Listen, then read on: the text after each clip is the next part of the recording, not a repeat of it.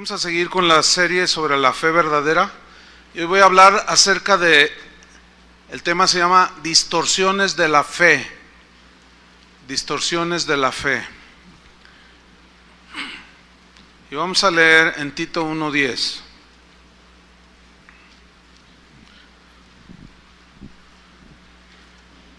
¿Ya lo tiene?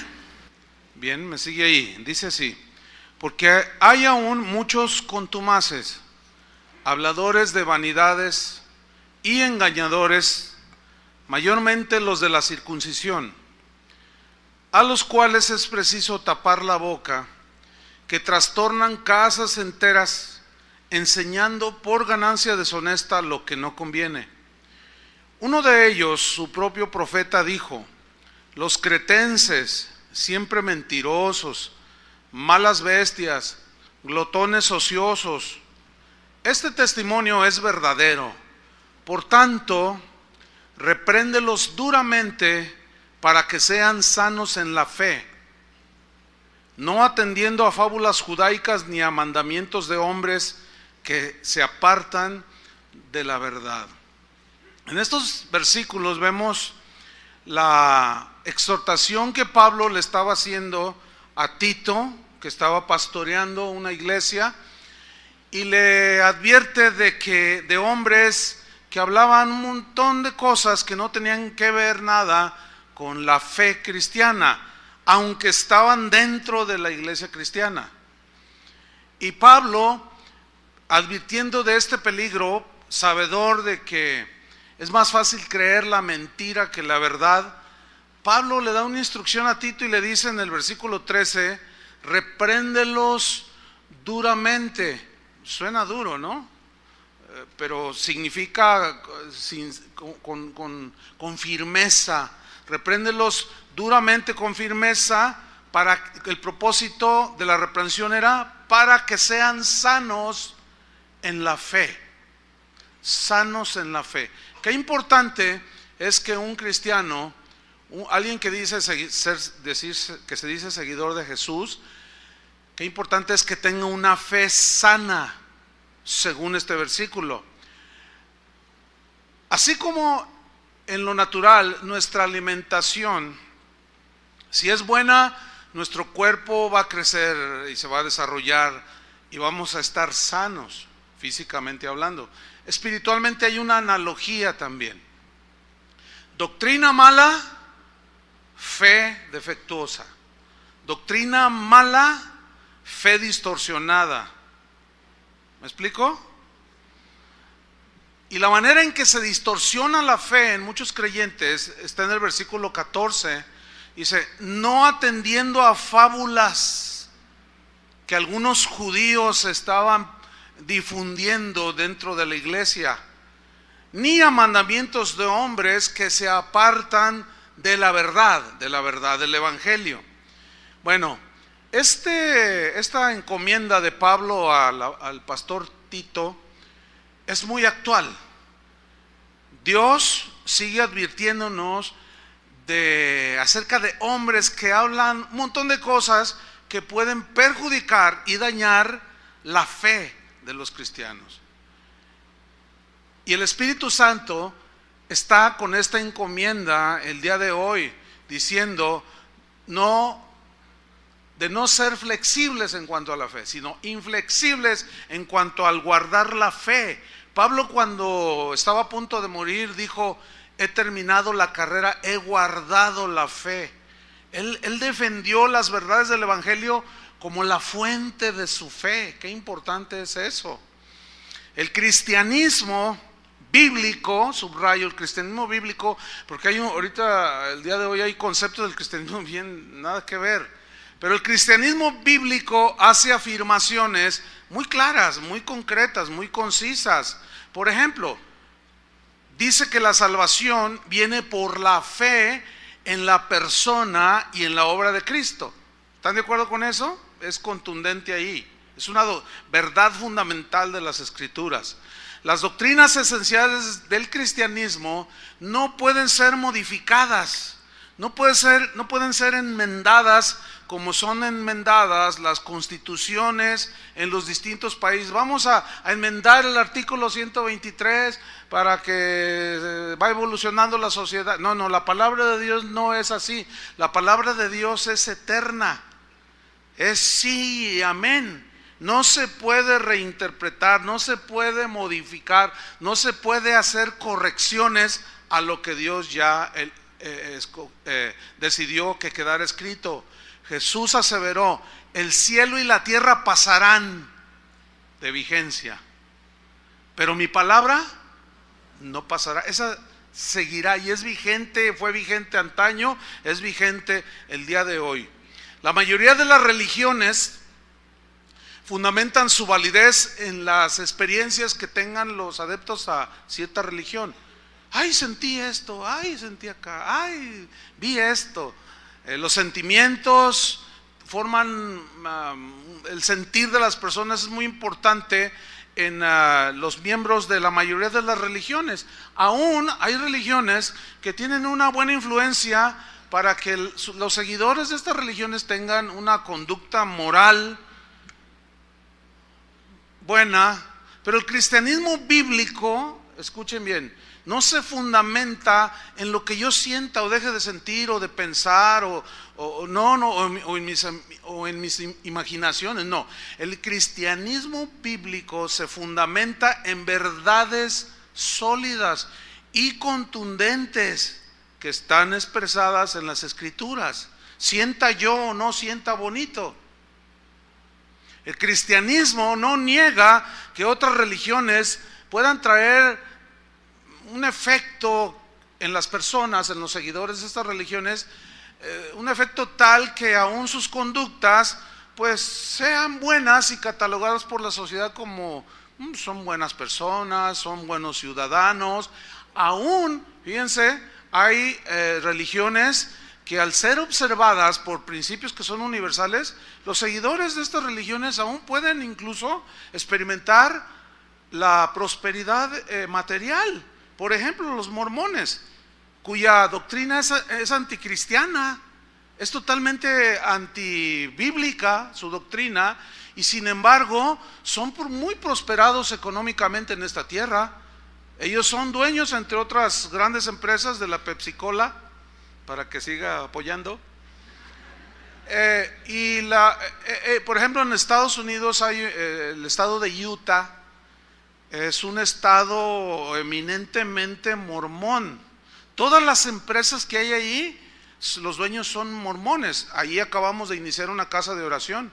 Y yo hablaba con los hermanos con los que se inició, y me comentaban que ellos, cuando eventualmente van a solicitar un empleo, les preguntan: ¿eres mormón? Y si ellos dicen no, no les dan el trabajo. Entonces es muy difícil subsistir los cristianos en un lugar así. Y fíjense, en ese estado de Utah la delincuencia tiene un nivel bajísimo. No hay vicios, no hay antros como en otros lugares. Entonces la gente tiene una vida moral. El problema con esto es que la moralidad no salva de la condenación del infierno. Ese es el problema, ¿sí? Lo que el cristianismo asegura, lo que el cristianismo bíblico asegura, es que no es la moralidad la que te lleva a estar bien con Dios, ni la prosperidad material es evidencia de que estás bien con Dios. El cristianismo bíblico te asegura que el único camino a la paz con Dios es por medio de la fe en Jesucristo. Y una vez que nos entregamos al Señor, Él lava nuestros pecados con su sangre, nosotros seguimos, los cristianos, las enseñanzas de Jesús. Justificados pues por la fe, tenemos ¿qué? Paz para con Dios. Es la única manera, por medio de su Hijo Jesucristo. Ahora bien, en la vida cristiana, los cristianos, pues los sentimientos ahí están. A veces sentimos la presencia de Dios, ¿verdad que sí? Pero a veces no la sentimos, eso es subjetivo. Eso no es un mensaje central en la Biblia, que sintamos o no la presencia de Dios. Si la sentimos, pues qué bueno, y si no la sentimos, no pasa nada. El justo por la fe vivirá. Hay cambios en las vidas de muchos cristianos que son lavados en la sangre de Cristo, pero escúcheme bien, el sentir y el que Dios me dio mucha felicidad en esta tierra o aún prosperó mi negocio, ese, hermanos, no es el mensaje central del cristianismo bíblico. No. Muchos comparten su testimonio de cómo Jesús cambió sus vidas. Bueno, esto está bien, esto es importante, esto es real. ¿A cuántos ha cambiado el Señor sus vidas? Pero déjeme decirle una cosa, no es el mensaje central ni el objetivo del cristianismo el hecho de decir, ya soy cristiano y ya soy feliz. Hay una manera errónea, muy errónea de predicar el evangelio. Si tú te entregas a Cristo vas a ser muy feliz. Eso, mis queridos hermanos, no es un concepto que está en la Biblia. Se los voy a demostrar. ¿Ustedes creen que los primeros cristianos, los mártires que lanzaban al Coliseo romano, eran felices siendo lanzados? ¿Ustedes creen que ellos dicen, ay, qué feliz soy? No, eso comprueba que el objetivo de la venida de Cristo a este mundo no fue para darnos felicidad terrenal. Ahora, si tú la tienes aquí, eso es subjetivo, disfrútala. Pero si no la tienes, también es subjetivo. Lo importante es el mensaje central del cristianismo bíblico, que Cristo vino a dar su vida para morir por los pecadores, para salvarnos y librarnos de la condenación eterna. ¿Cuántos dicen así es? Ahora, Cristo cambia las vidas, ha librado y cambiado las vidas de muchos. ¿De cuántos ha cambiado sus vidas? ¿Cuántos han sido librados de las drogas, del alcoholismo, de una vida de maldad, de perversión? Sin embargo, estos no son los propósitos principales de la obra de Jesucristo en la cruz, hacernos sentir felices aquí en la tierra. No. El gran propósito, pues, de la obra de Cristo fue, y de su muerte dolorosa y sangrienta en esa cruz, fue reconciliar a los pecadores con Dios. Si lo demás se da, repito, si tú te sientes feliz, bueno, disfrútalo. Si tú tienes bienestar económico y terrenal, material en esta tierra, bueno, disfrútalo y comparte con el que no tiene. Pero esto es subjetivo, hermanos. Ahora bien, el gran logro del cristianismo bíblico es traernos a una reconciliación con Dios el Padre a través de Jesucristo. Y la gran, digamos, revelación del cristianismo bíblico es que ahora cada ser humano que se arrepiente y lava sus pecados en Cristo puede tener una relación personal con Dios, hablar cara a cara con Dios. Eso es algo maravilloso. No, o sea, yo pensé que todos iban a caer desmayados así. Eso es algo maravilloso, poder abrir los ojos en la mañana. Dije en la mañana, porque algunos en la tarde, ¿verdad? Pero bueno, en la mañana abrir los ojos y decir, Padre, te doy gracias porque tengo vida, gracias por mi esposa, mis hijos, y poder entrar con libertad al trono de la gracia.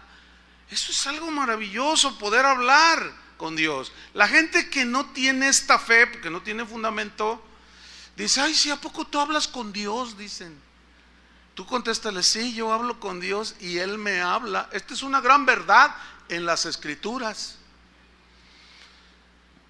La meta de Cristo, pues, de llegar a la cruz no era para traernos la felicidad terrenal, sino la paz eterna con aquel que nos amó de tal manera que dio a su Hijo unigénito, para que todo aquel que en Él cree no se pierda, mas tenga vida eterna. Entonces el verdadero cristianismo no puede existir sin un fundamento doctrinal claro y contundente. No puede existir.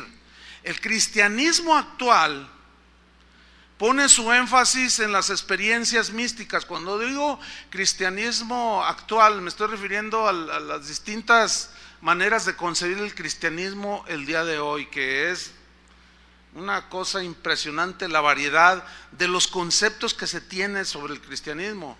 Sin embargo, el verdadero cristianismo, la fe del verdadero cristiano está fundamentada en las Escrituras y no tanto en el sentir personal ni en las experiencias. Y como decía hace un momento, el cristianismo actual pone su énfasis precisamente en las experiencias místicas, del tipo que sea, con tal de que sea algo extraordinario y nada común y hasta raro y extraño. Mientras más extraño sea, mejor. Se aceptan todo tipo de doctrinas ajenas a las Escrituras, que puedo mencionar, la lista podría mencionar cientos, ¿sí? Que van desde la risa santa le llaman a alguien que se ríe descontroladamente y jajaja, interrumpe al predicador. A veces el mismo predicador está risa, y no predica. Se cae al suelo, se revuelga, risa santa, dicen. Hasta cristianos en reuniones vomitando y dicen vómito santo. O sea, en realidad el asunto, uno dice, ¿cómo puede la gente tener fe en eso? Fe distorsionada. Esa no es la fe que enseñan las Escrituras. Ahora, a todo eso hay que añadirle a que muchos predicadores en la actualidad no están predicando el Evangelio. Sus mensajes son carentes de enseñanza, de sustento bíblico, de alimento espiritual. No hay sustento en las Escrituras. Un conocido mío me dijo, Chuy, si tienes tiempo, quiero que escuches este video, míralo y dame tu opinión. La predicación duraba como 30 minutos, pero yo nada más lo escuché 15 minutos. En esos 15 minutos el predicador no hizo una sola referencia a la Biblia, no mencionó ningún versículo, y en toda la enseñanza, después esta persona me dijo, es que en la enseñanza no menciona ningún texto, ninguna alusión siquiera. Eventualmente dijo Dios por ahí el predicador, pero lo que sí me llamó la atención es que al inicio de su mensaje, estaba en su iglesia, él dijo, hoy les voy a dar la clave para el éxito y la felicidad. Pues eso suena bien, ¿no? Y todos, ¡ay, la clave para el éxito y la felicidad! O sea, ¿a quién no le gusta, no? Dice, ¿saben cuál es la raíz de todos los desajustes, problemas que hay en la familia, con tu esposa, con tus hijos, la envidia que sientes, los celos, la agresión que le haces al otro, las maldiciones que le sueltas al otro? ¿Saben cuál es la razón? ¿Saben cuál es el problema del por qué existe todo eso? Por la baja autoestima que tenemos nosotros de nosotros mismos. Fíjense qué mensaje tan poderoso. Ahora resulta que la raíz de la envidia, de los celos, de la agresión, de la maledicencia, no es el pecado, es la baja autoestima. Con mensajes así, ¿qué se puede esperar? Pablo dijo, mi propósito es que su fe, les dijo a los corintios, esté fundada en el poder de Dios, refiriéndose al poder que tiene la palabra de Dios y no en la sabiduría de los hombres. Para que su fe esté fundamentada en lo que Dios es, pero en el Dios que revela la Biblia. Para que su fe esté sana y fundamentado en lo que la Escritura dice, no en lo que tú crees o yo creo que dice la Escritura, sino que en lo que en realidad dice la Biblia. Esa es la fe sana, esa es la fe sólida. En la actualidad se considera la enseñanza de las Escrituras en una iglesia, se considera como algo extraño, como algo que pasó de moda. Hoy le llaman religioso y legalista al cristiano que desea sustentar su fe en las Escrituras.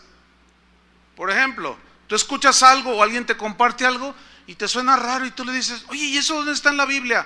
Bueno, no está, pero esto lo dijo quién sabe quién. No, pero es que tiene que ser bíblico para que nuestra fe sea sana. Tiene que estar basado en la escritura. No seas religioso, te dicen. No seas exagerado, te dicen otros. No seas legalista, dicen otros. Entonces hoy resulta que querer ser como los de Berea, que al escuchar un mensaje, como en el mensaje que escucharon de Pablo, iban a las escrituras para ver si lo que Pablo decía era cierto o no. Ahora resulta que ese espíritu que tenían ellos, esa actitud que la Biblia alaba, que todos deberíamos de tener, ahora es anticuado, es antimoda y es sinónimo de religiosidad y de legalismo. ¿Hasta dónde iremos a parar, hermanos? Ahora, nosotros los cristianos que decimos que fundamentamos nuestra fe en las escrituras, sabemos que Dios justifica al pecador que acude a Él por medio de la fe. Sabemos eso, ¿no es cierto? Es decir, la fe verdadera está sustentada en el mensaje verdadero del Evangelio. Ahora, esa fe que tiene sustento sólido en las escrituras es la que nos lleva a la salvación. ¿Por qué? Porque la fe viene, ¿por qué? Por el oír. ¿Por el oír qué? La palabra de Dios. Entonces, si lo que está diciendo el predicador, si lo que está compartiendo el cristiano de lo que cree, no tiene fundamento en las escrituras, va a proyectar una distorsión de la fe. Y va a desviar del verdadero centro del mensaje de la Biblia. Las escrituras enseñan claramente que no es la fe la que nos salva, sino el objeto, en este caso la persona de Cristo en quien ponemos la fe. Es decir, oímos el mensaje acerca de Jesús, de alguien, ese alguien es Jesús, y al oírlo, si creemos, la fe no es la que nos salva, sino el objeto de nuestra fe. ¿Sí lo entienden, no? Eso es una verdad. Entonces, si eso que se oye no es un mensaje fundamentado en las escrituras, no puede haber salvación, ¿entienden? Ese es el gran problema el día de hoy. Mira, cualquier objeto, cualquier cosa en la que la gente ponga su fe, en cualquier persona inclusive en que la gente ponga su fe y su confianza, que no sea en Jesucristo y en su palabra, con toda seguridad los va a llevar a la condenación, los va a llevar a la desviación, los va a llevar a la frustración, porque se van a dar cuenta al paso de los años que los engañaron. ¿Sí? Por ejemplo, mire, abra su Biblia en Marcos 9:23. Ahí hay una historia muy interesante, Marcos 9:23. La historia trata de un hombre que tenía un hijo que estaba posesionado por un demonio. El demonio le provocaba al muchacho que no podía hablar. Ahora, no todos los que están mudos significa que están endemoniados, no. Esa es una distorsión de una creencia, ¿sí? Pero los demonios sí hacen actividad que dañan en ocasiones las funciones del cuerpo, como en este caso. Entonces Jesús le pregunta qué le pasa al muchacho, y dice, no, es que un demonio, un espíritu viene y lo sacude y echa espumarajos y lo tira en el fuego. Imagínense la tortura de este pobre muchacho. Entonces Jesús le da la esperanza de que si cree, Él lo libera. Y mira lo que le dice en Marcos 9:23. Jesús le dijo, ¿ya lo tiene? Jesús le dijo, si puedes creer, en este caso ser liberado de esta posesión demoníaca, si puedes creer, dice, al que cree, y creer es fe, al que cree, ¿qué dice? Todo le es posible. Digan todos, todo le es posible al que cree. ¿Les gusta eso? A mí sí, suena bien, ¿no? Al que cree, todo le es posible. Bueno, si nosotros nos quedamos allí en ese versículo, y no leemos todo el panorama al respecto de la fe, nosotros corremos el riesgo de de poner nuestra fe en esa parte de la Escritura que dice que al que cree todo le es posible, pero si de una manera ignorante o deliberada hacemos caso omiso del verdadero significado que tiene todo le es posible al que cree, podemos irnos a un extremo en la fe, podemos irnos a una distorsión de la fe, producto de una mala interpretación, y esta mala interpretación va a distorsionar mi fe, y si yo enseño sobre esa distorsión, voy a producir fe distorsionada en la gente, ya no va a ser una fe sana, porque al que cree todo le es posible. Hace unos años atrás, alguien aquí en la ciudad que dice que es apóstol, un domingo en su congregación, cuando estaba ahí enfrente de su gente, le dijo: hermanos, Dios me ha dado una tremenda revelación. Dice: hoy es un día de liberación y de salvación, dice, lo confieso, dice. ¿Cuántos de ustedes, les pregunto, cuántos de ustedes tienen familiares que murieron sin Cristo? Levanten su mano. No, pues muchos levantaban la mano. No les estoy poniendo una... Pongan más atención. Ok. Les dice este apóstol: ¿cuántos de ustedes tienen familiares que murieron sin Cristo y están en el infierno ahora? Levanten su mano. Y entonces empezaron a levantar la mano. ¿Quién tiene? No, mi papá. Mi papá murió sin Cristo, por más que le prediqué, blasfemó y se burló, y era parrandero, era mujeriego, se drogaba, era borracho, se murió y se fue al infierno. Y usted, mi abuelita era bruja, hacía limpias y hacía conjuros y maldecía gente y les cobraba, y no quiso entender el evangelio, no quiso lavar sus pecados en la sangre de Jesús, y se murió y está en el infierno. Pues les tengo buenas noticias, hermanos. Y todos dice: hoy es un día de salvación, porque Dios me reveló que Dios le había dicho: pídeme. Y Dios me mostró y me dijo: quiero hacer liberación y salvación el domingo. Dile a la gente que si creen y piden por sus muertos que murieron en sus pecados, yo los voy a sacar del infierno. ¿Por qué? ¿Por qué creyó esto? Porque él decía, el apóstol, porque ahí dice que al que cree, todo le es posible. Pregunto, ¿todo es todo aquí? Es evidente que no. Todo se refiere a aquello que tiene sustento en las Escrituras. Está establecido para los hombres que mueran una sola vez y después quedan sujetos al juicio de Dios.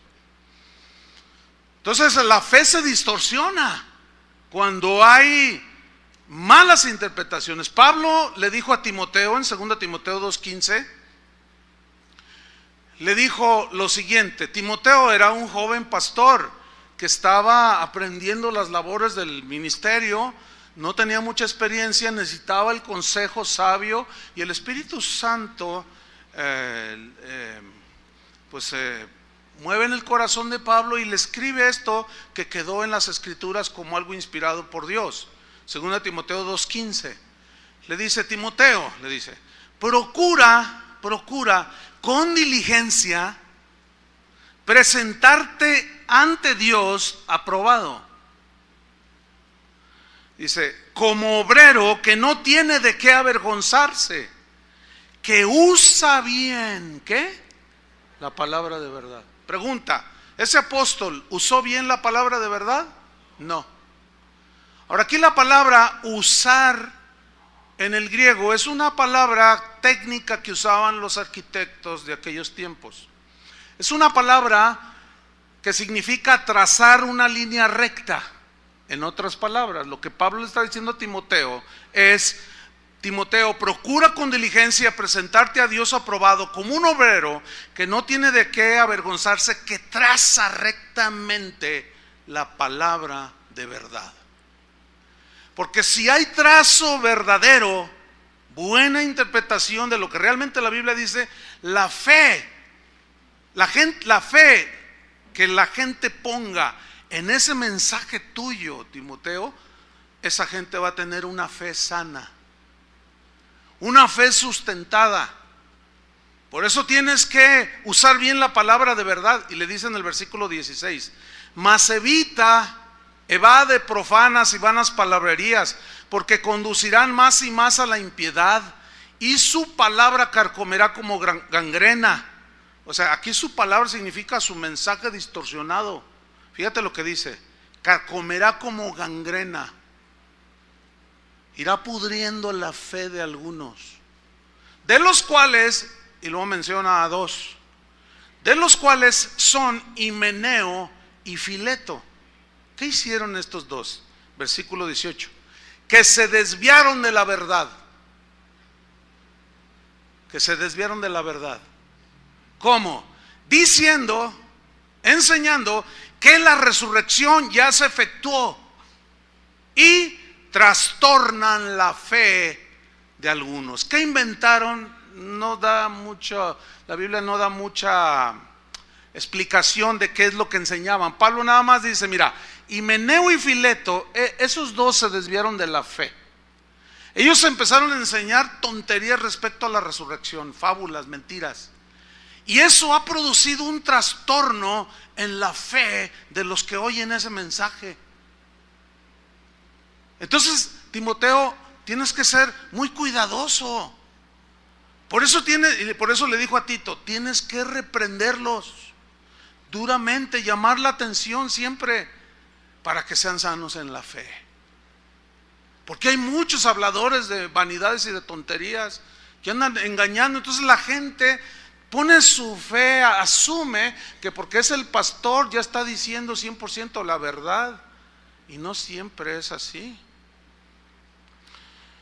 Otro ejemplo de distorsión de la fe es una doctrina que se conoce como lo que dices recibes, o decláralo por fe. Por ejemplo, los que creen esto llegan a una reunión o se encuentran a un hermano y van así todos acongojados y van así, y de repente se encuentran a alguien o ven a alguien: hola hermano, ¿qué te pasa? ¿Qué tienes? Bueno, es que fíjate que tengo un dolor, pero soy sano por fe. ¿Han oído eso? Y luego están parados ahí en la esquina y pasa un Mercedes-Benz y dice: por fe ese carro es mío. Así dicen. No sé cuántos de ustedes anduvieron en esas cosas distorsionadas. O está una chica por acá y está un chico por acá, y pues como que le atrae, ¿no? Entonces dice: por fe, aquel va a ser mi esposo, dice, por fe. Pero resulta que ya tiene novia, pero tú dices por fe. O sea, como que si yo lo digo y lo creo, pues eso recibo, dicen ellos. Es que la Biblia enseña que yo recibiré lo que diga, y lo que yo declare con fe, eso voy a recibir, eso dice la Biblia, dicen ellos. Y te citan un versículo. Vamos a verlo. Marcos 11:23, es el favorito. Es el favorito. Esto ha producido tanto daño, hermanos, tanta fe distorsionada. Pongan mucha atención. Todavía no acabo el mensaje, para que no me vea feo. Marcos 11:23 dice así.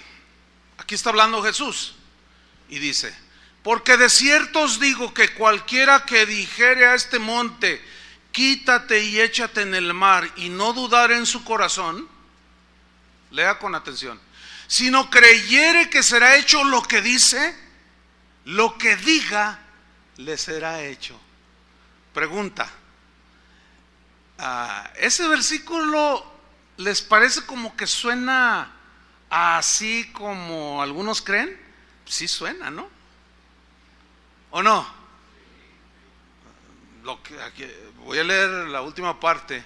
Si tú le dijeras a este monte: quítate y échate en el mar, y no dudara en su corazón, sino creyere que será hecho lo que dice. Ahí está, lo que dice. lo que diga le será hecho. Bueno, parece como que dice allí. Ahora bien, si nos quedamos ahí en ese versículo, cometemos un grave error. La Biblia, como hemos enseñado en otras ocasiones, la mejor manera de leerla y de predicarla y de enseñarla es de una manera tomando todos los pasajes, el pasaje completo. Si nosotros nos quedamos allí, corremos el riesgo de malinterpretar el versículo creyendo supuestamente algo que supuestamente dijo Jesús. Ahora, ¿cómo saber si estoy interpretando lo correcto? Hay varias reglas de interpretación de la Biblia. Una de ellas dice que el versículo a interpretar se debe de tomar el contexto de la palabra o la frase o el versículo que se ha de estudiar. Esto es muy entendible. Estas son reglas de interpretación no solo de la Biblia, de cualquier texto literario. Es más, si usted recibe una carta de su papá que vive en los Estados Unidos o de su hijo que vive en los Estados Unidos, usted no empieza a leer la carta de la mitad, ¿verdad que no? Porque corre el riesgo de entender algo que nunca dijo. Pero si usted lee toda la carta, se le aclara lo que está diciendo su hijo que vive por allá o su familiar. La Biblia es igual, hermanos.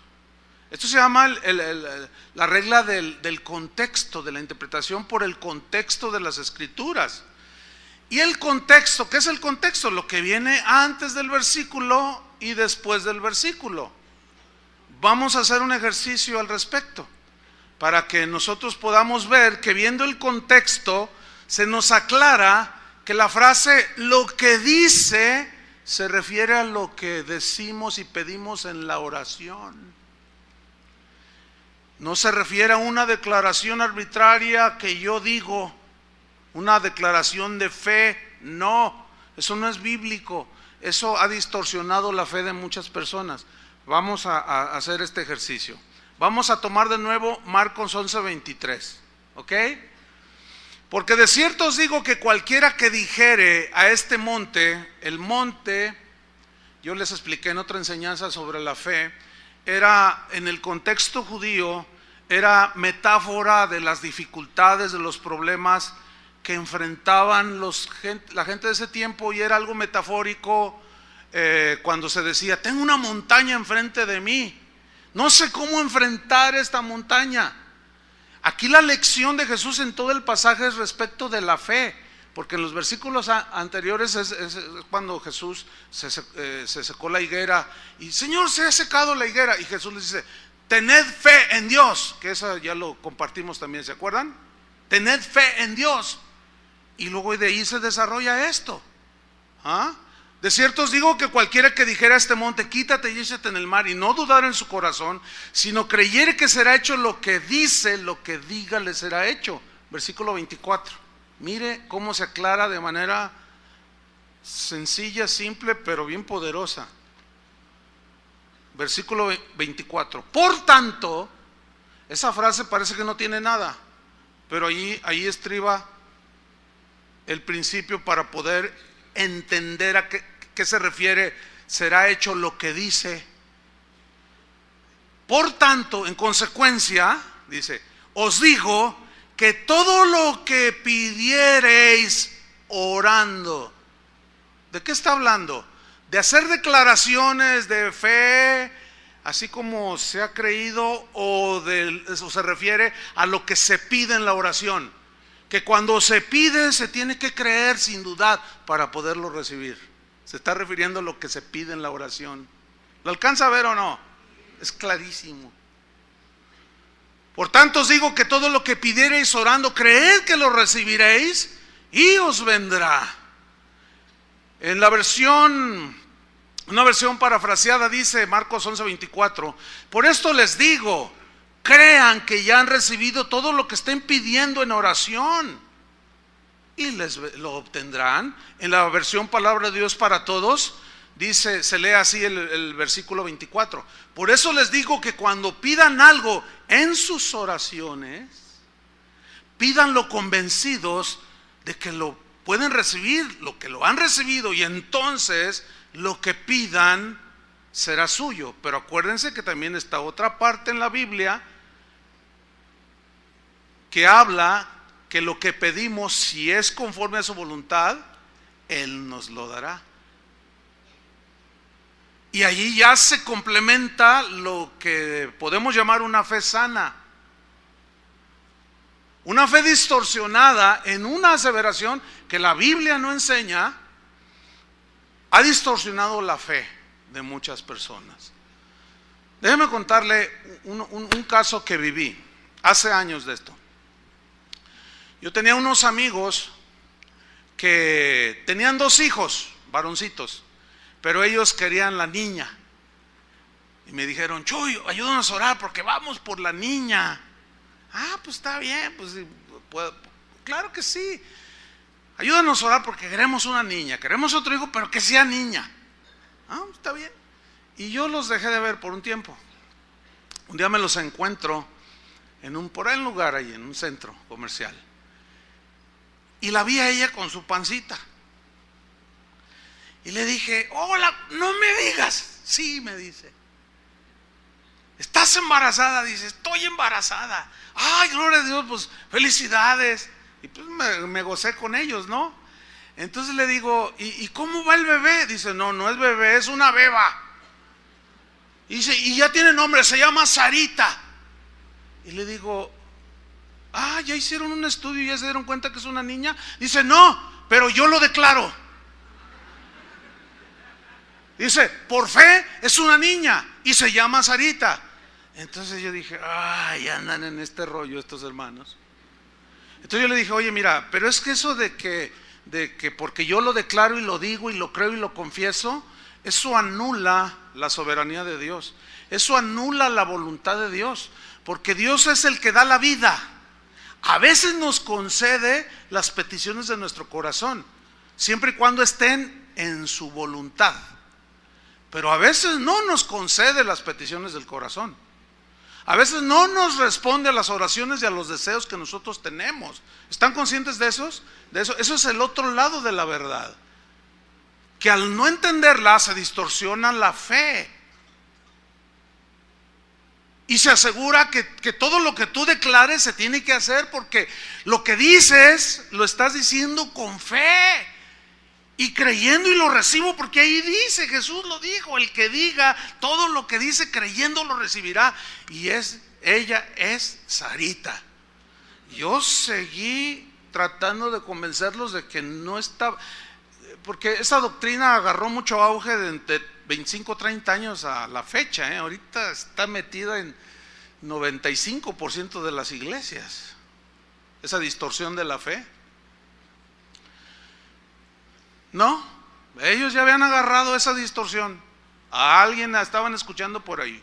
Bueno, pasó el tiempo, llegó el momento de dar a luz y me avisaron de que ya había dado a luz. Entonces yo fui al hospital, pues, mis amigos y todo. Por cierto, el hospital es el 3 Colonias, que está aquí abajo, por esta misma cuadra con 8 de julio. Ahí estaban ellos. Entonces yo entro al cuarto y lo primero que veo es a él, así, miren.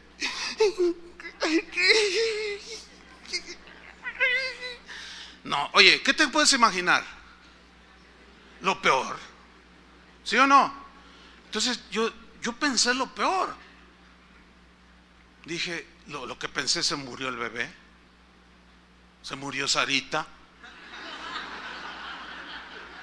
O sea, eso lo pensé yo, se murió el bebé. Entonces miro a la cama donde estaba la esposa y estaba diciendo una de tonterías. Me fallaste, Dios. Y lloraba y gritaba. Yo decía, entonces, oye, ¿qué pasó? ¿Qué están bien? ¿Qué pasó? Y en eso entra una enfermera con un bebé en brazos. Y entró, era bien contento. Dice, ay, mire, ya le traigo a su niño, a su bebé. Mire qué lindo niño. Ese no es mi hijo. Mi hija es una niña, se llama Sarita. Ese no es mi hijo. Yo dije, órale. Entonces entendí. Ella siguió diciendo que Dios no había cumplido su promesa, porque ella había declarado y había creído y había dicho que sería Sarita. No fue Sarita, fue un bebé, un niño. Bueno, al fin, claro, pues lo aceptaron, le pusieron Abramcito para que más o menos rimara, porque entre Abramcito y Sarita, pues más o menos ahí queda el asunto, ¿no? Bueno, como ese ejemplo, hermano, les puedo poner 20,000 de fe totalmente distorsionada, sin sentido. Eso no enseña la Biblia. La Biblia habla de orar y creer lo que le pedimos. Y si es conforme a su voluntad, pues lo disfrutamos y le damos gracias. Y si no lo recibimos, es porque no fue conforme a su voluntad, y su voluntad es perfecta para nosotros. Y la aceptamos. ¿Cuántos dicen amén? Esa es la fe sana. Esa es la fe que no se desanima ni se lesiona, porque es una fe sustentada en las Escrituras. Otra distorsión de la fe es lo que yo he llamado fe triunfalista. El diccionario de la Real Academia Española define el triunfalismo, pongan atención, ¿cómo lo define? Como actitud de seguridad en uno mismo. Actitud de seguridad en uno mismo. Superioridad sobre los demás, dice la definición, fundada en la propia sobreestimación. Mira, los que siguen estas enseñanzas distorsionadas, cuando ellos declaran algo y eventualmente se les da, híjole, es lo peor que les puede suceder. ¿Saben por qué? Porque siguen más en el engaño. Es como los judíos, queremos carne, queremos. Y Dios les dijo, ¿que no me quieren a mí? No, nosotros queremos carne. Y les dio carne. Y aún estaba la carne en sus bocas. Y vino el juicio de Dios. Es lo peor que le puede pasar a alguien que cree esas falacias. Porque a veces en esa obstinación, entonces no me quieres a mí, no, yo quiero lo que yo diga. Eso está terrible, hermanos. Y cuando a alguien eventualmente se le da, tiene una actitud de soberbia. ¿A cuántos predicadores yo he visto así en vivo? Decir, ¿saben que estos zapatos que traigo valen $1,000? ¿Saben por qué los traigo? Porque yo lo que digo recibo. ¿Saben por qué traigo el carro que traigo? Porque yo cuando veo un Cadillac digo, lo huelo, digo, eso es mío por fe, y yo lo tengo por...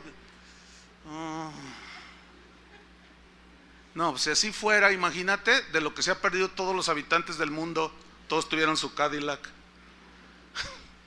Eso demuestra la falacia, la mentira.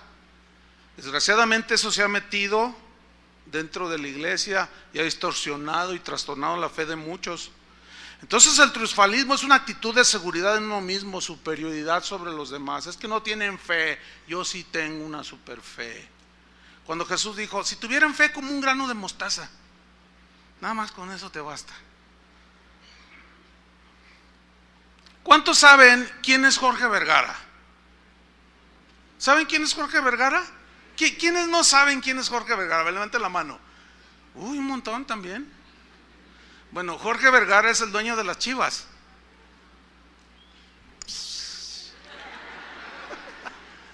Bueno, Jorge Vergara es un hombre seguidor de la metafísica aristotélica. Es un seguidor de la confesión positiva. Es un hombre que dice que tú debes de pensar positivo y hablar positivo para que tú puedas crear tu propia atmósfera de éxito. Entonces, si tú piensas que te va a salir todo bien, te va a salir todo bien. Si tú hablas positivamente, tienes una actitud mental positiva, todo a tu alrededor va a ser positivo y bueno. Y él es propagador incluso de esa filosofía. Fíjense, los del mundo. Ahora, no faltó el predicador que oyó alguno de estos y dijo: oye, eso está bueno, además checa con la Biblia lo que dices, te será hecho. Y dicen: no, hombre, esto está tremendo. Y luego dicen: el diablo, el mundo nos ha robado lo que nos pertenece. Entonces lo adoptaron y lo metieron a la iglesia. Y ese no. Entonces, ¿qué sucede con este señor? Bueno, este señor, cuando compró a las Chivas, por ahí en el 2003, 2005, no me acuerdo bien, él dijo lo siguiente: dice, las Chivas va a ser en 10 años el mejor equipo del mundo. ¿Por qué se ríen? ¿Dijo o no dijo eso? ¿Dijo o no dijo eso ese señor? Eso es triunfalismo. ¿Entiende? O sea, tenía una fe exagerada. ¿Basada en qué? En su confesión de lo que él decía. Él dijo: mi equipo, las Chivas, va a ser mejor que el Barcelona y que el Real Madrid. Lo que no aclaró es que era el Barcelona, el de la liga de aquí de Talpita, y el Real Madrid de la liga aquí del Cerro del Cuatro. O sea, eso es lo que llamamos un triunfalista. Los políticos son expertos en frases triunfalistas y la gente se las cree. ¿Cuánta gente de ahí, precisamente de estos barrios marginados, tienen 25 años creyéndoles a los políticos que les van a pavimentar? Y no les han pavimentado, pero les dijeron que si los elegían ellos eran casi los mesías, y los convencían con frases y promesas que no podían cumplir. Y la gente pone su fe en frases triunfalistas. El mismo señor Vergara dijo en el 2007, cuando Hugo Sánchez, que bueno, sí ha sido el mejor jugador que México ha tenido en el extranjero, hizo historia, lo del César al César, dicen, ¿verdad? Hugo Sánchez tomó el mando de la selección nacional y Vergara sale con sus declaraciones triunfalistas y dijo: ahora sí, con Hugo Sánchez en el timón de la selección nacional seremos campeones del mundo en 2010. Bueno, hubo un montón de gente que dijo amén.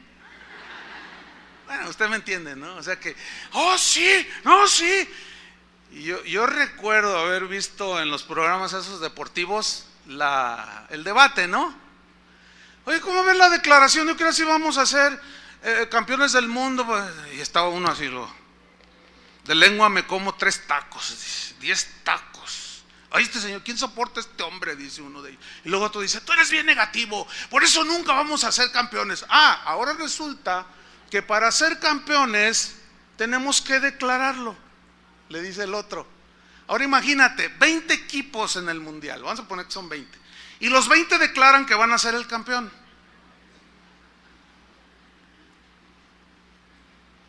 ¿Ve? Bueno, eso es lo que es el triunfalismo. Bueno, ¿ha oído esas frases que dicen Guadalajara para Cristo? ¿Las ha oído? Eso es lo que yo llamo una fe triunfalista, exagerada, prepotente. ¿Basada en qué? En que Dios me reveló, dicen algunos. Dios me mostró en un sueño y en una visión. Cenaste muchos tacos, mi estimado. En el 2008 hubo una campaña aquí en Guadalajara. La campaña se conoció como Vive lo Rojo. No sé cuántos de ustedes se acuerdan de esa campaña, Vive lo Rojo, que había espectaculares por toda la ciudad, unos espectaculares con fotos de un supuesto Jesús, ¿no? Con iPod, audífonos, en patineta, y decía: Jesús es chido, y cosas de esas. No sé si se acuerdan. Bueno, yo recibí la invitación para apoyar la susodicha campaña. Y cuando se nos están dando los pormenores, yo pregunto, oigan, pero ¿en base a qué o cómo, cuál es el objetivo? Y sale era una pastora. Dice, es que Dios me reveló, junto con este pastor y este otro, que a diciembre 2008 todo el estado de Jalisco será convertido a Cristo. ¿Cuántos millones de habitantes tiene Jalisco? En ese entonces, 2008, dijeron, pues casi 8, 7 y fracción. Bueno, entonces yo les dije, a ver si estoy entendiendo. A diciembre 31 de este año 2008, eso fue como en marzo, a diciembre 31, todos los habitantes de Jalisco estarán convertidos a Cristo. ¡Amén! Dijeron. A ver. Otra vez. A ver si estoy entendiendo. Esto significa que todos los pandilleros de Jalisco al 31 de diciembre se van a convertir. Amén, dijeron. Gloria a Dios, a su nombre, gloria. Órale. Eso significa, estoy entendiendo que todos los carteristas y los malandrines de Jalisco se van a convertir al 31 de diciembre del 2008. Amén, dijeron. Órale. Todos los homosexuales de Jalisco se van a convertir. Amén, dije. Todos los adúlteros, amén. Los diputados del Congreso, todos. Híjole. Al 31 de diciembre. Entonces yo les dije, eso supone, la junta era seria, no había así como ustedes se ríen. Digo, da risa porque pues da risa, ¿no? Pero no estaba así allí. Yo les dije, entonces estoy entendiendo que aún el 31 de diciembre del 2008, aún el cardenal Sandoval Íñiguez se va a convertir. Y dijeron amén. Lo declaramos, dijeron. Lo establecemos, lo reclamamos y lo confesamos, dijeron. Bueno, ¿y en la iglesia de quién se va a reunir el cardenal Sandoval Íñiguez? Yo les dije, ¿saben una cosa? Esto no es objetivo. Esto no tiene una objetividad en la fe. Porque Jesús mismo dijo, vayan por todo el mundo y prediquen el evangelio a toda criatura. El que creyere y se bautice será salvo. El que no creyere será condenado. ¿Qué significa eso? Que no todos van a creer. El único caso en la Biblia que existe de una ciudad convertida es Nínive. Está en el libro de Jonás. Pero, ¿cómo fue que se convirtieron? Jesús lo dijo, ¿cómo? Jesús citó Lucas 11:32, no lo busque. Jesús dijo, los hombres de Nínive se levantarán en el juicio contra esta generación y la condenarán, porque a la predicación de Jonás se arrepintieron. ¿A la qué? A la predicación de Jonás se arrepintieron. ¿Cómo viene la fe que nos lleva a la salvación? ¿Por oír qué? La palabra. ¿Sabe qué me dijeron en esa junta? ¿Cómo iba a ser la conversión? Es que Dios le reveló a algunos, dijeron ahí, que los cartelones rojos, el rojo era símbolo de la sangre de Cristo. Todas las sangres son rojas, ¿no? Pero ellos dijeron, a mí me lo dijeron, que los espectaculares estaban a la entrada del aeropuerto, a la salida, en la Minerva, en las salidas allá de Morelia, de Zapotlanejo, hacia el norte, allá a la costa. Estaban los espectaculares a todo lo que daban ahí, de color rojo. Y ellos me dijeron a mí, es que Dios nos reveló que como el rojo es el color de la sangre de Cristo, y cuando vean a Cristo ahí en ese espectacular, el Espíritu nos reveló que cuando la gente viera el color rojo, se iban a arrepentir. Entonces, yo ya no podía, o sea, yo dije, ¿hasta dónde? ¿Qué más tengo que escuchar?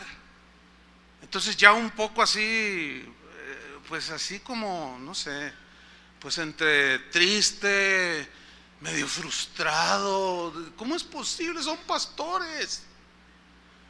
Yo les dije, o sea que va el Chapo Guzmán manejando, va al aeropuerto a tomar su avioneta privada y ve un cartelón rojo y dice, ay, qué malvado soy. Digo, hermanos, ¿hasta dónde? ¿Hasta dónde? ¿De dónde ustedes sacan tanta cosa? ¿Sabe qué me dijeron? Chuy, tú no eres un hombre de fe. Así me dijeron. Pero ¿sabe qué? Lo más así, se va a morir de la risa. ¿En qué terminó aquella plática? Bueno, yo salí. Yo les dije, bueno, ok, yo no puedo participar en algo que estoy viendo a todas luces que no es. Bueno, dice, prepárate, me dice uno de ellos. Prepárate porque tú vas a tener una iglesia mínimo de 200,000 personas, ¿no? Y aunque tú no las hayas ganado, no sé qué, te las vamos a mandar porque todos se van a convertir. Ah, está bien. Yo dije, pues ni en el estadio caben 200,000, yo no sé dónde las voy a meter. Entonces yo les dije, bueno, ok, les dije, nos vemos el 31 de diciembre del 2008 de este año. Bueno, hace casi 6 años de eso, 5 años. ¿Qué pasó? ¿Ah? El cardenal sigue dando lata, aunque ya no es el cardenal. Sigue ahí dando cosas. Cada vez hay más homosexuales y más descarados. Cada vez hay más violencia, más narcotráfico, más perversión, más maldad. ¿Qué pasó? Bueno, ¿sabe qué dijeron después de que vieron que nada de nada? Dijeron, Chuy es el culpable. Yo le dije que se iba a reír. Es que es increíble que yo había boicoteado la campaña. Ahora resulta que soy Zeus. Ahora resulta que soy más poderoso que Dios, porque si Dios les dio la revelación y el Espíritu les habló, entonces ahora resulta que yo soy más poderoso que el Espíritu. Por favor, miren, me da una tristeza, créamelo, y aunque no me lo crea, pero yo sigo orando por esos pastores. Sigo orando, sigo pidiéndole a Dios que tenga misericordia, que algo haga.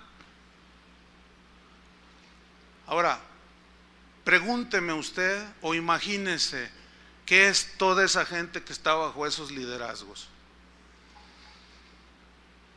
Bueno, todas esas congregaciones se han dividido no una vez, quién sabe cuántas veces.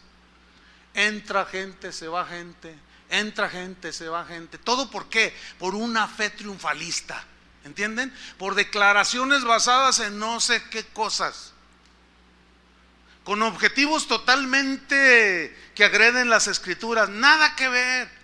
¿Y qué me dicen de la fe idealista? Así le llamo yo la fe idealista. Bueno, ¿qué es el idealismo? Es una filosofía que dice que la realidad no existe en el mundo físico, sino en la mente. Entonces, como mi mente, por ejemplo, yo he oído todas esas declaraciones, por ejemplo, ¿se acuerda de John Lennon, aquel ex Beatle que murió asesinado por uno de sus fans, precisamente, que compuso una canción que se llamó Imagina? ¿Se acuerdan de eso? Los que son de acá, los de Timbiriche para acá, pues esos no. Él cantaba, la canción más o menos decía, imagínate un mundo como una hermandad.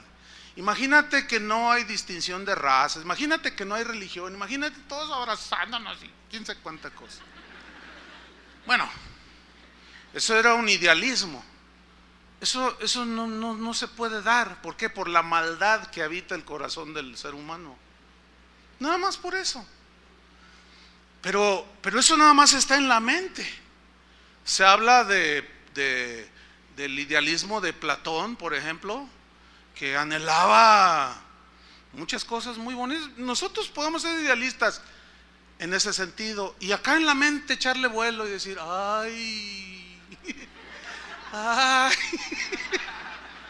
Y dice, ay, si mi papá se portara así y mi mamá no le gritara y yo me portara mejor, ay, amor y paz, y nos íbamos todos al zoológico y nos íbamos todos por, ay, qué bonito sería, y yo poder ver a aquella que hoy me cae gorda y verla y pues darle rienda suelta al idealismo. Entonces la fe idealista no se basa en lo que Dios ya dijo, sino ni en lo que está registrado en las escrituras. La fe idealista se basa en los pensamientos y en las imaginaciones que cada quien concibe. Por ejemplo, ahí está un cristiano idealista, ¿no? Y dice, ay Dios, qué lindo eres. Y papi, ¿verdad?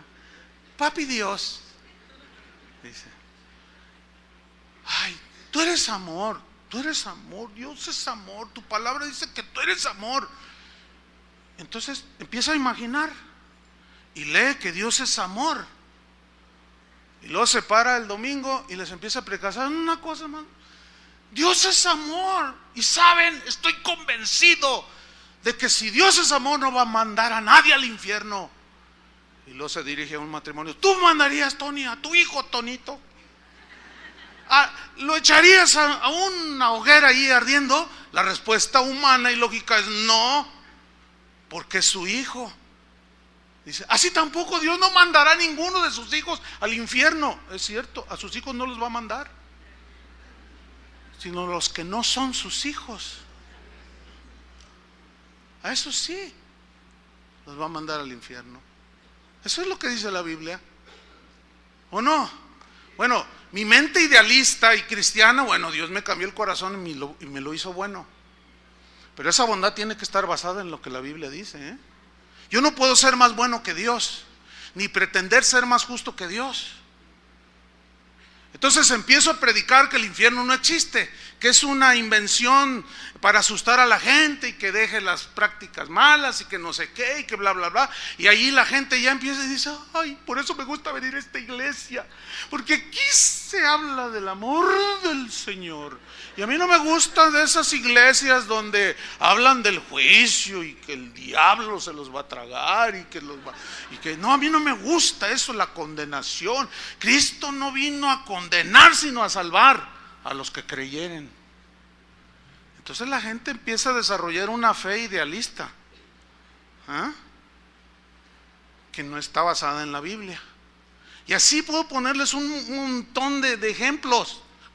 Sin duda he escuchado esa enseñanza idealista de que Dios no castiga. Dios no castiga. Y la Biblia dice, ¿qué padre no disciplina, castiga? Trae la traducción antigua. ¿Qué padre no castiga a su hijo para corregirlo? ¿Cuánto más vuestro Padre castiga a sus hijos? Porque Dios al que ama, castiga. Se lee en la versión antigua. Porque Dios al que ama, ¿qué? Castiga, disciplina a todo el que recibe como su hijo. Entonces, ¿castiga o no castiga? Claro que sí. Pero la fe idealista basada en un idealismo que no es en la Biblia, distorsiona los conceptos de la fe. Y hay problemas. La gente no crece con esa fe genuina, fe sana.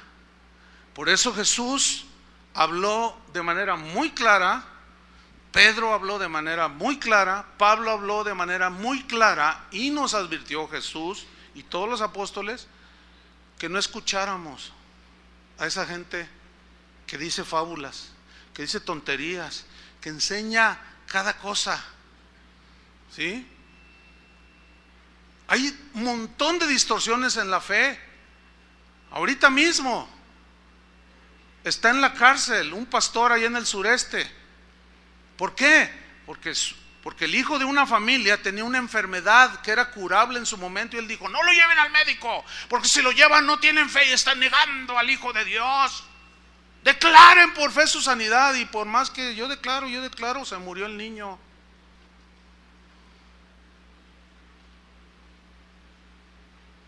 Y lo demandaron, está en la cárcel.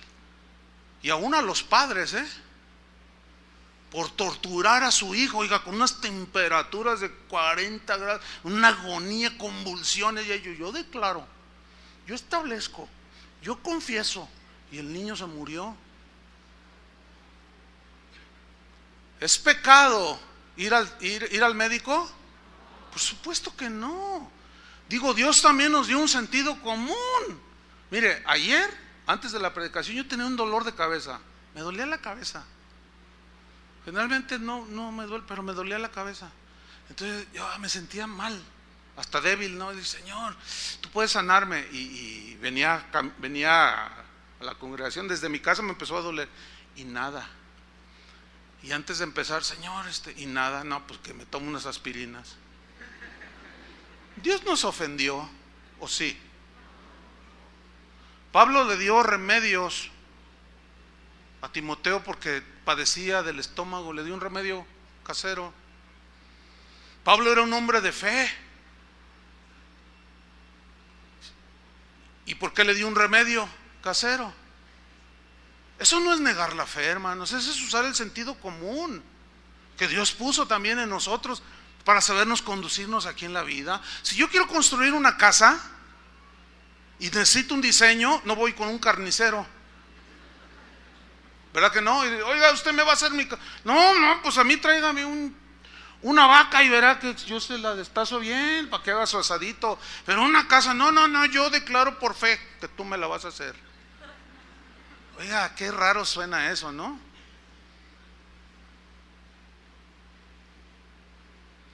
Entonces, por más que se diga, por más que se proclame, si lo que se dice no tiene un sustento bíblico, hermanos, ¿sabe por qué hay tanta religión? Por ejemplo, pare de sufrir. Ese es un triunfalismo espantoso. Pare de sufrir. Lo que Jesús dijo fue lo contrario. En el mundo tendréis aflicciones, pero confiad, yo he vencido al mundo. Ahora, ¿por qué está lleno? Pare de sufrir. Por pura gente que sufre. Y si ya paran de sufrir, ya no van. ¿Para qué? Sin embargo, siempre está lleno, porque no dejan de sufrir. Ahí está el engaño. Mire, nada más es que razonemos un poquito, hermano. No, de verdad no es complicado. No es complicado.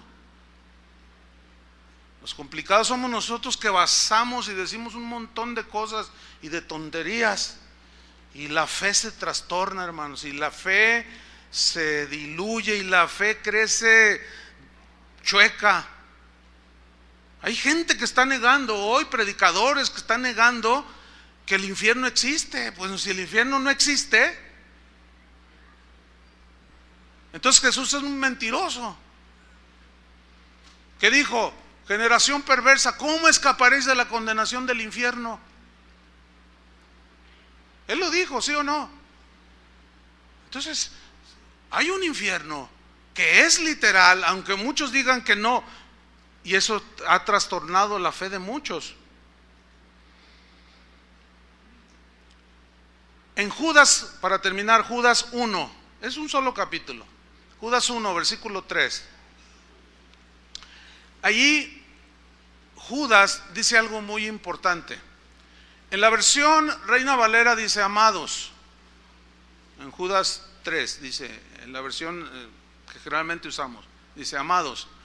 Por la gran solicitud que tenía el escribirles acerca de las cosas que son comunes de nuestra salvación, es necesario que yo les escriba para que contendáis, así dice su versión, para que contendáis ardientemente por la fe que ha sido dada una sola vez a los santos, a los creyentes. Ahí habla una palabra importante, contender. Pero aquí contender no habla pleitear como en las cruzadas, ¿verdad? Y que yo, a ver, ¿cuántos son musulmanes? ¿Verdad? A ver, los moros, vamos a darles, vamos a cortarles la cabeza porque no creen como nosotros. No. Esos fueron los abusos de la fe. No tiene que ver nada con Dios eso. No, nosotros no vamos a defender la fe, o no vamos a contender en ese sentido. Aquí contender es defender. ¿Defender qué? La fe que nos es preciosa, la fe sana, ¿entiendes? Por eso Pablo le decía a Tito, dice, mira, esos son hombres contumaces y habladores de vanidades. Uno de sus mismos poetas, profetas dijo, los cretenses siempre mentirosos, glotones. Este dicho es verdadero, así son. Y estos andan metiendo cosas raras dentro de la iglesia. Reprende a los hermanos para que sean sanos en la fe. Es como cuando tú constantemente estás reprendiendo a tu hijo, ya no comas papas. O a lo mejor se agarra usted comiendo con él. Defender la fe. ¿Cuál fe? Las verdades del evangelio, lo que está sustentado en las escrituras. Esa es la encomienda para nosotros. Pablo, cuando estaba a punto de irse a la presencia del Señor, dijo, he terminado la carrera, he guardado la fe. He guardado la fe. Significa las verdades. Ahí fe son las verdades fundamentales del cristianismo. Y el mismo Pablo dio la advertencia a Timoteo, le dijo, Timoteo, vendrán tiempos peligrosos, porque habrá hombres amadores de sí mismos, vanagloriosos, soberbios, blasfemos, etcétera, que tendrán apariencia de piedad, pero negarán la eficacia de ello. A ellos evítalos, dice. Dice, porque el Espíritu dice claramente que en los postreros tiempos algunos apostatarán de la fe. ¿Qué es apostatar de la fe? Apostatar es dejar la fe sana, las verdades sanas del evangelio, las verdades que verdaderamente te llevan a Dios, que te infunden fe, te infunden confianza, te ayudan a entender esas promesas, y esas promesas se reciben a través de la fe y la paciencia, y tú corres con paciencia la carrera que tienes por delante, puestos los ojos en Jesús. Bueno, esa fe es la que la Biblia nos enseña que debemos de defender. Pues nosotros no nos cansaremos una y otra vez de enseñarles, de animarles, de alentarles, de reprenderlos duramente a veces, para que sean sanos en la fe. Porque esa sanidad de tu fe tiene que ver mucho con el mensaje que escuchas. ¿Qué es lo que cuando te encuentres con la montaña y no sepas cómo enfrentarla, tú vas a orar? Y es cuando el Señor te va a dar la palabra rema que hablamos en una ocasión. Entonces tú oras en base a eso y tú lo crees. Señor, dame sabiduría, no sé cómo enfrentar este problema. Señor, tu palabra dice que si yo pido con fe y me da sabiduría sin reproche, Señor, yo creo que tú me vas a dar. Señor, dame una solución a esto, no sé qué hacer. Como oró Salomón, tu pueblo es grande, yo soy joven, no sé qué hacer. Y a ti recurro en oración. Nunca fue en declaraciones prepotentes. Siempre fue en un pedir, y ese pedir creyendo que lo iban a recibir. Y Dios le dijo a Salomón, por cuanto no me pediste riquezas, sino sabiduría, te doy sabiduría y además te añado riquezas. Esa es la fe que nosotros debemos de seguir, hermanos. La fe sana, fundamentada en una enseñanza sana.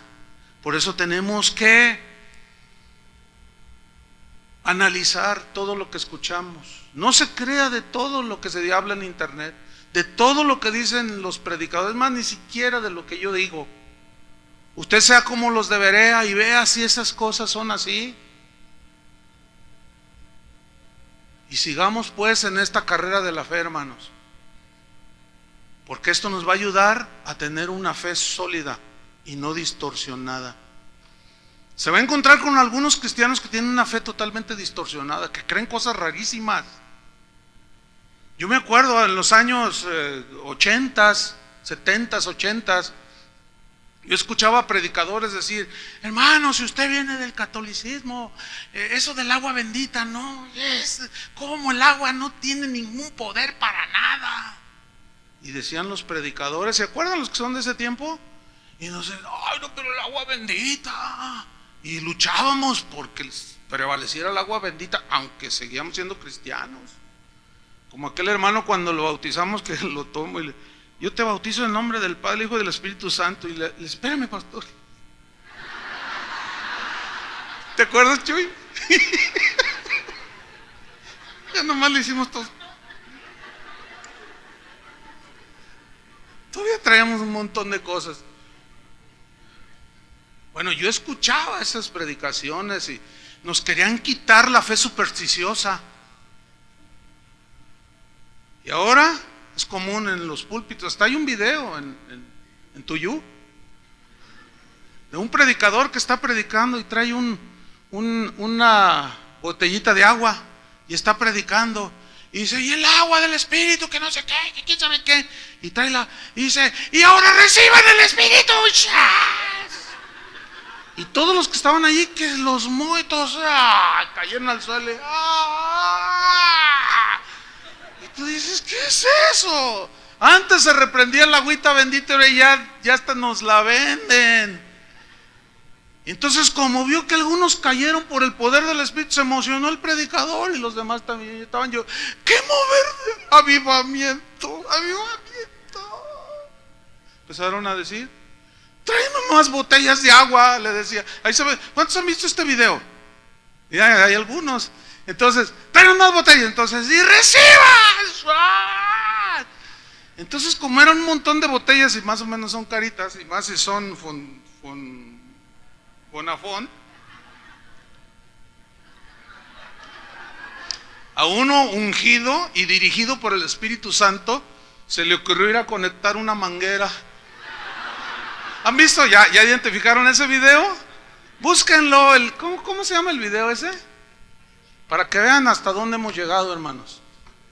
El pastor que usó una manguera para llenarlos del Espíritu, porque el agua es símbolo del Espíritu.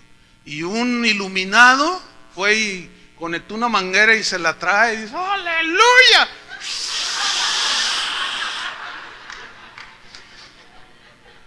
¿Saben qué es lo tremendo de esto, hermanos? Que ellos mismos subieron el video diciendo que es un mover poderosísimo del Espíritu Santo. No, es interminable esto. Es una batalla de la fe. Por eso debemos de tomar el escudo de la fe, con que podamos apagar no solo los dardos así de agresiones y de calumnias, sino también de engaños de todo tipo. Que Dios nos ayude, hermanos. Oremos. Señor, te damos muchas gracias. Gracias por la palabra, que es sí y amén. Tus promesas son justas, verdaderas, porque eres un Dios de verdad. Tú nunca vas a engañar a nadie, Señor. Tú nunca vas a prometer algo y dejarlo allí. Pero hay muchas cosas que nosotros los hombres hemos dicho, que tú has dicho y no son ciertas.